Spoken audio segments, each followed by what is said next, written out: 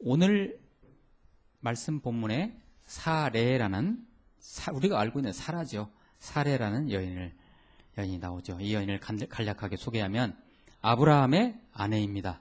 아브라함의 아내이고 참 성경상에 나오는 여러 여인들이 있지만 이 사라는 상당히 그 남편에게 순종적인 여인으로 묘사되고 있습니다. 그리고 얼굴도 예뻤답니다. 그래가지고 얼굴이 예쁜 이유 때문에 식량이 떨어져가지고 아브라함이 사라와 함께 사레와 함께 이집트로 내려갔는데 거기에 있는 이집트의 파라오 왕이 사라의 얼굴을 딱 보자마자 어떻게 했어요? 아내로 삼으려고 아브라함한테 물어보잖아요. 누구냐 하니까 옛날에는요 이쁜 여자가 있으면 그 옆에 남자가 있잖아요. 그럼 남자를 죽이고 그 예쁜 여자를 데려가요. 그렇기 때문에 아브라함이 안 죽으려고 아니 내 아내 아니라고 거짓말하잖아요. 내 누이라고. 또 아비멜렉이라는 사람이 사라 얼굴을 딱 보자마자 또 홀딱 반해가지고 나하고 같이 살자. 그러니까 아브라함이 또 물어봐요. 이게 누구냐 하니까 아브라함이 또 거짓말해요. 내 아내가 아니고 내 누이라고. 벌써 그때 사레는 버림받았어요. 남편한테. 자기 아내라고 하는 것을 숨겼잖아요. 근데 그도 그럴 것이 이 사라는 실제로 누이 맞아요. 아브라함의 이복 누이예요. 이복 누이. 옛날에는 다 근친 결혼했어요. 그리고 아브라함을 아브라함의 고향이 원래 고향이 어디예요? 갈대아우르, 메소포타미아. 갈대아우르인데 갈대아우르 땅에서부터 같이 아브라함을 도와서 계속 동역자로 섬긴 아내 사레. 그렇지만 오늘 한 말씀을 한번 보겠습니다. 제가 준비한 말씀, 첫 번째 말씀 꺼내주세요. 자, 이런 사례인데 창세기 11장 30절 말씀이죠. 같이 한번 읽어봅니다. 시작. 사례는 아기를 낳지 못해서 자식이 없었습니다. 다 좋은데 아기를 못 낳아요. 성경 창세기는 참 간단히도 서술합니다. 쉽게도, 그죠? 아기를 낳지 못해서 자식이 없다. 그러나 사라 입장은 그렇게 단순하지가 않습니다. 이것은, 그죠? 한번 감정이입을 한번 해보세요. 이 문장만큼 단순했을까요? 사라의 심정이? 사례의 심정이? 버림받았다고 생각했겠죠. 나는 버림받았구나. 나는 여자로서 역할도 못하는구나. 아기도 없네. 아기도 하나님이 안 주시네. 그러나 여러분, 하나님으로부터 버림받은 사람은 이 지구상에 한 사람도 없습니다. 모든 여성도 마찬가지입니다. 아기를 낳을 수 있건 못 낳건 간에, 못 낳을 수 있는 간에 하나님으로부터 버림받은 사람은 한 사람도 없습니다. 가령 여성이 자식을 낳지 못하는 처지가 되었을 때도 그것을 버림받았다고 생각하는 것은 그 당사자 몫입니다. 하나님은 그렇게 생각 안 하세요. 그렇지만 어쨌든 현실적으로 여성에게 자녀를 생산할 수 있느냐 없느냐 그렇지 않느냐 할 때 그것은 굉장히 큰 문제입니다. 심각한 문제입니다. 이건 그러죠. 어쩌면 그 여성의 존재 이유까지도 생각하게 되는 여성의 정체성이 그러죠. 자녀를 낳고 못 낳는다는 것은 여성이 어떻게 보면 이 땅에 존재하는 어떤 정체성을 얘기하는 것일 수도 있어요. 그러나 거듭 말씀드리지만 이것은 성경적으로 해석하면요, 그것은 우리 생각입니다. 우리 생각이에요. 저 여자는 아기도 못 갖는데 저주받았는가 봐. 아니에요. 그건 우리 생각이에요. 우리 생각이에요. 오늘은 자칫 버림받았다고 생각할 법한 한 여인, 이 사라를 같이 한번 생각해 봤으면 좋겠습니다. 오늘 말씀, 우리가 다 가지고 있지 않기 때문에 거기 말씀을 한번 펼쳐주세요. 16장. 제가 읽어가면서 같이 한번 나눠볼까요? 우리말 성경이 쉽게 이렇게 서술이 됐으니까요. 한번 잘 음미를 해보세요. 16장 1절입니다. 16장. 자, 16장, 창세기 16장이면 어디냐면 이미 이제 아브라함이 갈대아우를 떠나서 자기 아버지 데라, 좀 생소하지만 그냥 들으세요. 데라를 따라서 하란이라는 곳으로 올라갔다가 하란에서 다시 가나안 지방으로 내려온 그 이후의 이야기입니다. 근데 분명히 아브라함과 사라에게 하나님께서 사라에게 아들을 주겠다고 했어요. 근데 아들이 안 생기는 거예요. 왜 안 주실까? 왜 안 주실까? 이렇게 굉장히 고민해. 특히 창세기 여기는 16장이잖아요. 바로 이전 장 15장에서 아브라함이 이것을 심각하게 고민합니다. 하나님이 나한테 무슨 약속을 주셨는데 이거 왜 뭐 응답이 없으시지? 왜 안 주시지? 라고 심각하게 고민한 장이 15장이에요. 그리고 이제 이 16장입니다. 잘 보세요. 16장 1절입니다. 아브라함의 아내 사레는 아이를 낳지 못했습니다. 그녀에게는 이집트 출신의 여종이 있었는데 그녀의 이름은 하갈이었습니다. 이게 하갈이라는 여성을 이제 한번 기억해 주세요. 하갈. 이 하갈이라는 여성은 설이 두 가지 설이 있는데요. 이집트로 내려갔을 때 바로가 사라를 이렇게 태클하게 했잖아요. 자기 아내로. 그때 나중에 아브라함의 남편인 줄 하나님이 깨닫게 해가지고 깜짝 놀래가지고 그 바라오가 하나님께 잘못했다고 하고 대신에 아브라함에게 선물을 주잖아요. 잘못했으니까. 그때 하갈을 선물로 주었다. 이 종을, 이 몸종을, 그런 설이 있고, 아니면 이집트에 있을 때 그 돈 받아가지고 그 돈으로 몸종을 사왔다. 하갈이라는 몸종을 사왔다는 설이 있어요. 어쨌든 그게 바로 하갈이죠. 2절입니다. 16장 2절. 사레가 아브라함에게 말했습니다. 여호와께서 내가 아이 낳는 것을 막으시니 내 애정과 동침하십시오. 이럴 수가 있습니까? 근데 사라는 아기가 안 생기니까 사라의 몸종인 하갈과 자기 남편이 동침하라고 사라가 이렇게 얘기하는데, 이 당시 근동에서는 이렇게 했습니다. 이렇게 문화였어요. 지금이야 말도 안 되는 얘기죠. 그러면 그 하갈이 아기를 낳으면 그게 누구 아기예요? 사라, 아브라함 아기예요. 종이 나도 그건 사라 아기인 거예요. 아브라함 아기인 거예요. 그래서 이렇게 사라가 이렇게 하는 거예요.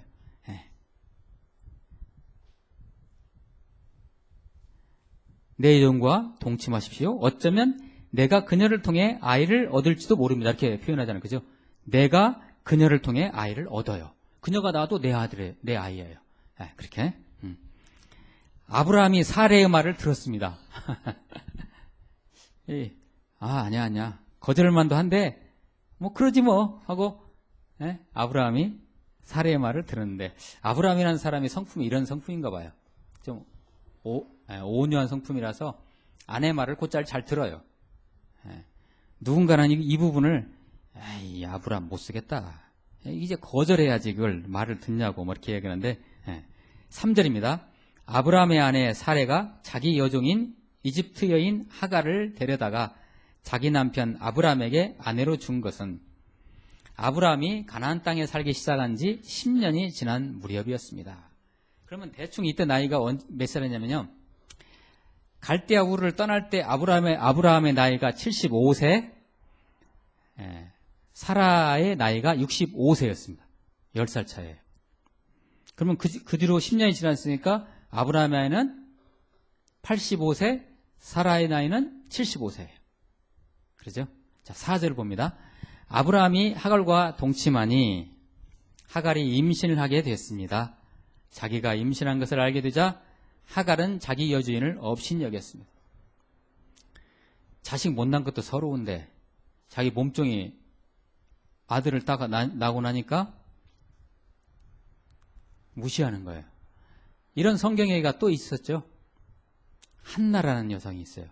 한나. 나중에 우리가 이제 이 버림받은 여인에서 또 다루게 될지는 모르겠는데 한나도 아기를 못 낳았어요. 그래서 그 한나의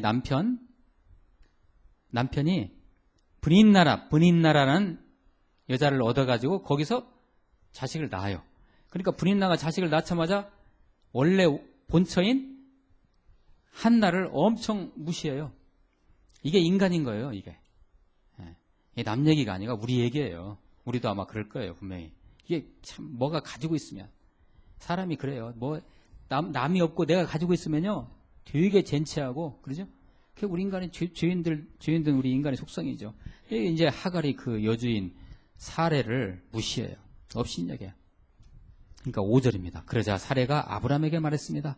내가 당하고 있는 이 고통은 모두 당신 책임입니다. 예. 내가 내 종을 당신 품에 두었건만 이제 그녀가 임신했다고 나를 멸시합니다. 여호와께서 당신과 나 사이에 판단하시기를 바랍니다. 이게 무슨 얘기냐면요. 이 당시에 근동에서 무슨 집안에 무슨 문제가 생겨나면 그것을 당연히 가장이 이것을 이제 이 가르마를 타줘야 돼요. 근데 가장인 아브라함이 사람이 좋다 보니까 이 가르마를 못 타주는 거예요.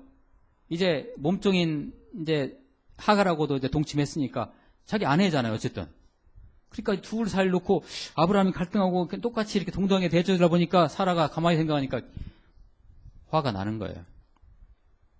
그러니까 당신이 이렇게 우유부단하게 나가면 나 이거 하나님께 판결해달라고 맡기겠습니다 라는 얘기예요. 하나님께서 이거 정리해 주시라고 한다고. 이게 굉장히 좀 무서운 얘기입니다, 실은 이게. 예. 아브라함과 사라의 입장의 차이가 좀 약간 있죠, 그러니까. 예. 아브라함 입장에서는 아쉬운 것이 없는 거죠. 일단 아들도 얻었겠다, 아내도 또 있겠다, 뭐 이렇게 하니까 사라는 입장이 다른 거죠. 바로 여기서부터 아브라함 가정에 가정 불화사가 시작됩니다. 이게 바로 하갈을 몸종을 통해서 그 아들 누굽니까? 이스마엘이 탄생되죠. 이스마엘이 나오죠. 그래서 이것이 역사가 흘러가지고 오늘날 중동 분쟁의 불씨입니다. 이것이 바로.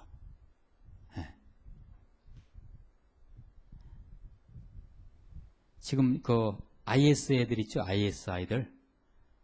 그리고 그 시아파, 수피파, 막 이런 수니파 이런 그 무슬림들 있잖아요. 극단주의자들 아닙니까? 이게 바로 이스마엘 후손들입니다.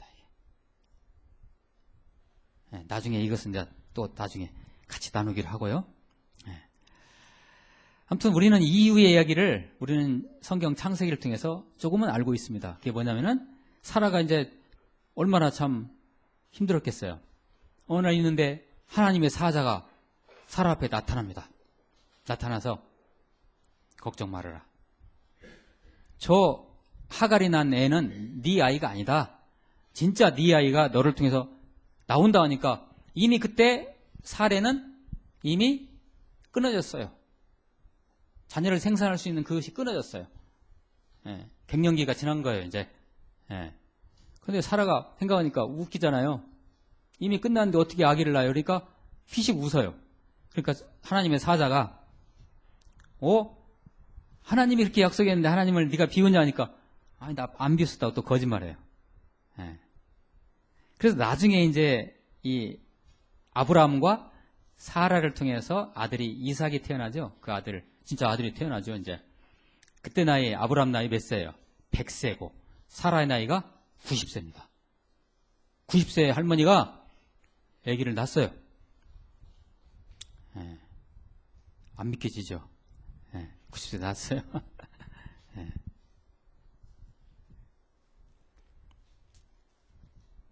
자, 제가 준비한 말씀 창세기 17장 19절 말씀 같이 한번 읽어봅니다. 같이 읽어봐요. 시작. 그러자 하나님께서 말씀하셨습니다. 아니다. 내 아내 사라가 내 아들을 낳을 것이고 너는 그 이름을 이삭이라고 할 것이다. 내가 그와 내 언약을 세우고 그 뒤에 올 자손을 위해 영원한 언약을 세울 것이다. 아멘. 다행히 감사하게도 이 말씀이 이 하나님의 사자가 한 약속 말씀이 아브라함과 사라에게 성취가 되고 결국 아까도 말씀드렸지만 100세 때 아브라함 100세 때 사라 90세 때 이삭을 출산합니다. 그 이삭이라는 이름이 있죠. 그게 바로 원래 그 의미가 뭐냐면은 웃음입니다. 웃음. 왜 그런 이름이 지어졌을까요? 사라한테 하나님의 사자가 진짜 네 아들을 낳을까요? 그거 하니까 피식 웃었잖아요. 그래서 거기서 이삭이라는 이름이 거기서 나온 거예요. 웃음. 히브리서 11장은 우리가 보통 믿음장이라고 얘기하는데요. 이 믿음장에서 사라를 이렇게 해석하고 있습니다. 히브리서 11장 11절 12절 말씀을 연속해서 같이 한번 읽어봅니다. 시작. 믿음으로 아브라함은 비록 그 자신이 너무 늙고 살아도 단산됐지만 임신할 수 있는 능력을 얻었습니다. 이는 그가 약속하신 분을 신실한 분으로 여겼기 때문입니다. 이렇게 해서 죽은 사람이나 다름없는 한 사람에게서 하늘의 수많은 별과 같이 그리고 바닷가에 셀 수 없는 모래와 같이 수많은 자손들이 태어났습니다. 아멘. 11장 12절 말씀에서 이렇게 해서 죽은 사람이나 다름없는 한 사람에게서, 이 죽은 사람이라는 건 뭐예요? 여성의 이 생리가 끊어진 것은 여성의 생명력을 잃은 거예요. 그렇게 표현한 거예요. 거기에서 다시 그것이 복원이 된 거예요. 그렇게 표현한 거예요, 성경은. 근데 우리가 이 사라의 기적을 우리는 어떻게 해석할 것이냐. 지금도 산부인과를 전전하시면서 시험관 하기를 하시면서 굉장히 고민하시는 분들이 얼마나 용기가 되겠어요, 이런 말씀을 읽으시면. 그죠? 그런데 그거와 별개일 수도 있어요. 왜냐하면 이 이야기는요, 하나님께서 약속하셨죠. 이삭을 주시겠다고. 근데 결국은 이 이삭이 반드시 태어날 이유는 뭐냐. 그 이삭의 계보를 통해서 장차 이 땅에 메시아이신 예수 그리스도가 태어나기 때문에 하나님은 그것을 창세전부터 계획하셨던 것이죠. 반드시 이삭은 태어났어야 됐었던 거죠. 그런 강렬한 하나님의 약속 속에서 이루어진, 구속사의 흐름 속에서 이루어진 그런 사건이죠. 네. 그러나 우리에게 이것이 안 일어나는 법이 있습니까? 없죠. 자, 로마서에서는 이렇게 또 주석을 달고 있습니다. 이 사라에 대해서. 로마서 4장 19절 말씀 같이 한번 읽어봅니다. 시작. 아브라함은 100세나 돼 이미 자기 몸이 죽은 것 같고 사라의 태가 죽은 것 같음을 알고도 믿음이 약해지지 않았습니다. 이들이 물론 기다리다가 지쳐가지고 하갈이라는 몸종을 통해서 또 이렇게 약간의 유도는 했지만, 그러나 이들은 믿음을 가지고 그리고 기다렸어요. 로마서 4장 19절에서 서술한 이 표현이 좀 재밌죠. 자기 몸이 죽은 것 같고 사라의 태가 죽은 것 같음, 이렇게 표현했죠. 그건 뭘 의미해요? 하나님의 입장에서는 죽었어요, 안 죽었어요? 안 죽었다는 것이죠. 그러니까 우리가 생각할 때는 죽은 것 같은 거예요. 그러나 믿음을 갖고 끝까지 기다렸어요. 하나님의 약속을 붙들고. 지금 우리가 이 사라 이야기 말씀이 불임을 겪고 있는 여성들에게 소망을 줄 수가 있습니다. 그러기를 참 바랍니다. 그리고 이미 단산되었던 여인들에게도 또 자식을 낳고 싶은데 나는 이미 단산되었는데 어떻게 낳지? 그런 분들에게도 소망을 줄 수 있습니다. 이 말씀은. 혹여나 아직까지 육신적 자식을 낳지 못했지만 이미 나이가 드신 어르신 할머니들에게도 이 말씀은 소망이 될 수 있습니다. 그렇죠? 네. 그러나 현실은 현실인 거죠. 이게 우리 관습으로도 자식이 없어 늙어 죽으면 굉장히 힘들어해요. 응? 뭐 우리 관습상으로는 그러죠. 누가 나가 자식이 없고 죽으면 누가 나를 위해서 제사 지내지? 누가 제사밥 차려주지? 이런 헛된 생각들을 하죠. 여러분 제사 지내면 안 됩니다. 제사는 이거 의미가 없는 것입니다. 그렇게 생각하죠. 저희 집안에서도 자식 없이, 자기 육신의 자식 없이 그냥 평생을 그렇게 사신 저희 고모 할머니가 계셨습니다. 그 고모 할머님을 저희 집에서 정성스럽게 제사를 드렸어요. 그게 복이라고 생각하고. 그러나 저는 인간적으로는 잘한 것 같아요. 그러나 제사를 하면 안 돼요. 그러나 인간적으로는 얼마나 불쌍해요, 그분이. 그래서 그분 제사를, 그분 아버님 뭐 제사도 이렇게 저희 집에 이렇게 같이 드렸고, 저희 어머님이 그렇게 정성스럽게 하셨어요. 그러나 그건 의미가 없습니다. 그것은. 그렇게 생각해서 자식이 없으면 나는 버림받은 인생이다, 이렇게 생각할 수 있습니다. 제가 여러분에게 질문을 드립니다. 꼭 육체적으로 낳아야 자식일까요? 그거 한번 생각해 보죠. 꼭 육체로 낳아야 자식일까요? 만약에 여러분들이 그걸 강력하게 예라고 대답하시면 요사이 입양하시는 분들은 그러면 자식입니까? 아닙니까? 그거 자식이잖아요. 가슴으로 난다고 하잖아요, 입양하신 분들은. 그러면 그건 자식 아닌가요? 자식이잖아요. 네. 우리나라는요, 특별히 우리나라는 혈연을 엄청나게 중요시해요. 혈맥을. 내가 낳은 자식이어야 돼. 내 피가 들어가야 돼, 이 자식에게. 그래야 내 자식이야. 네. 이걸 엄청 중요시하는데, 이것은 제가 여러분에게 단언코 말씀드리는데 이건 성경적이지가 않습니다. 이 이야기가 지금 제가 드리는 이 말씀이 좀 극단적으로 들리실지 모르지만 혈연을 중요시해 그 범주 내에서만 내 새끼 하는 사람은 아주 영적으로 미개하신 분들입니다. 용납을 안 하시는 것 같은데 더 극단적으로 그분은 크리스찬이 아닙니다. 그렇게 생각하시면. 그럼 목사님은 어떤 근거에서 그렇게 얘기하십니까? 제가 말씀을 준비해 왔어요. 누가복음 8장 19절에서 21절 말씀을 제가 빨리 읽어드릴게요. 잘 들어보세요.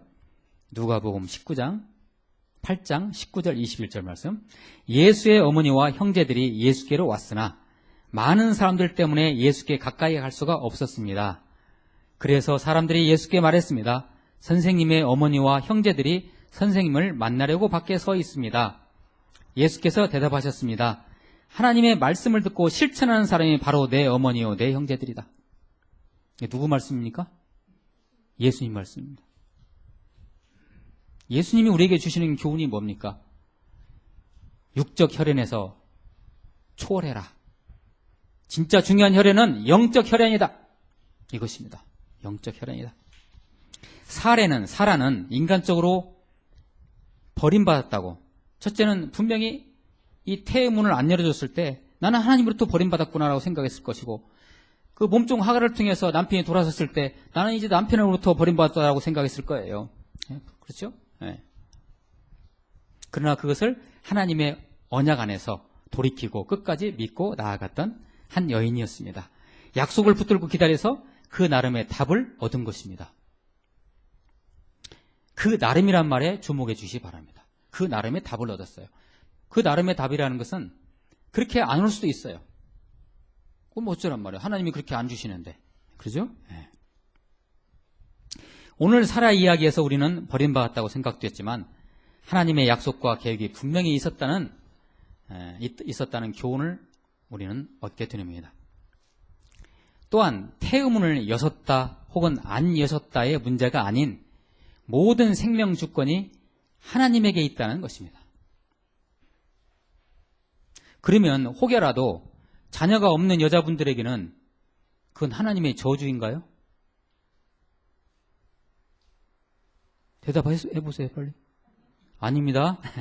아멘. 하나님은 모든 여성들을 공평하게 사랑하시는 분입니다.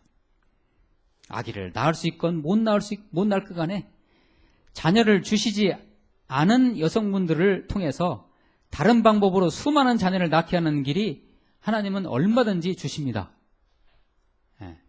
그것을 하나님 안에서 발견하면 어떨까요? 인간으로부터 혹은 인간적 개념으로 버림받았다고 생각하는 그 순간에 아주 공평하신 생명의 주권자 하나님과 깊이 교제하면 하나님이 주시는 다른 방법의 생명을 낳는 길이 얼마든지 있습니다. 제가 몇 가지 예를 들어볼까요? 입양 아까 있잖아요. 입양. 그죠? 입양. 그 다음에 전도요. 선교요.